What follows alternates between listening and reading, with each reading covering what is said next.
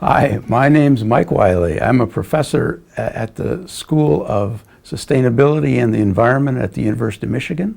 What I want to talk about today is land use tipping points with respect to rivers and streams, and we're really interested in the question of how many tipping points are there and how much land use change can we do. So a little background. A threshold in one dimension is called a tipping point. Everybody has a real gut feeling for what tipping point means. It's an eminently useful metaphor for going too far. You go too far and you tip over. Pretty straightforward when it's in one dimension, but if we have two dimensions, then instead of having a tipping point, we have some kind of a boundary, a line we don't want to cross. If we think about a tipping point in three dimensions, instead of a boundary, now we have an up and down, so it's more like a cliff. If we have a tipping point in many dimensions, we don't even have a good word for it in English, but when we're thinking about land use, it's certainly clear that there's more than one kind of land use we're interested in.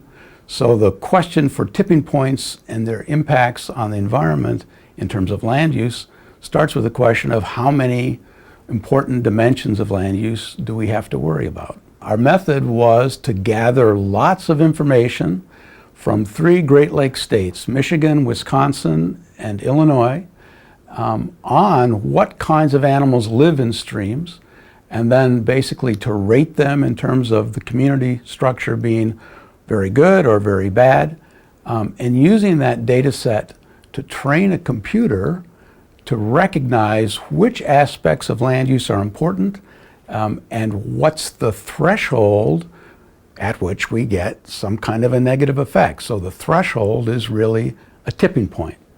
So the question is, how many dimensions, how many land use characteristics, and where are there tipping points? In our modeling, we used a computer learning algorithm called CART, stands for Classification and Regression Tree Methods.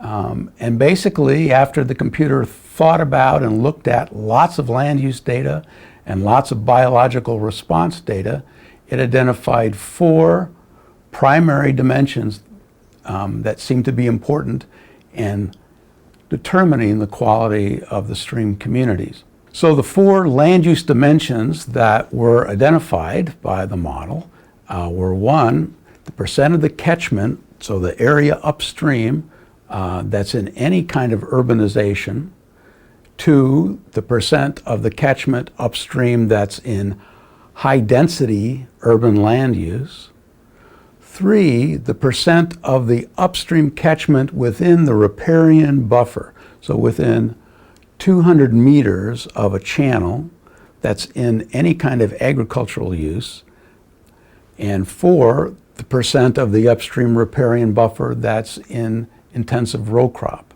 And then basically the model determines what is the threshold at which you get an effect. And so we have an effect that's predictable as we have more and more urban, or we have more and more agriculture in the riparian buffer, and we can keep track and actually predict the probability of an impact based on those four land use categories. Using the model then, we can predict the ecological condition of stream segments from information about land use in the upstream catchment. And we can do that basically all around the Great Lakes. What we're really interested in doing is using the model to find stream reaches and catchments that are near tipping points. So for example, we can look for places that are near the urbanization tipping point. That means this is a piece of stream or a catchment or an area that with a little more urbanization is going to have a big negative effect on the downstream streams and rivers. Or We could look for places that already have a negative effect, but they're not that much over the tipping point. So a little correction, maybe, a little rezoning might make a difference in the future there. So we could use to think about both plans in the future and current configurations. Or we could look for places in the riparian zone where agriculture is too close, or there's too much agriculture in the catchment, and we can look for those tipping points. You'll notice on these maps that there's a lot more parts, at least this is looking at Michigan, in Michigan, a lot more places where we're close to agriculture tipping points than we are to urbanization tipping points. But that's only because there's a lot more places where we do agriculture than places that we have cities.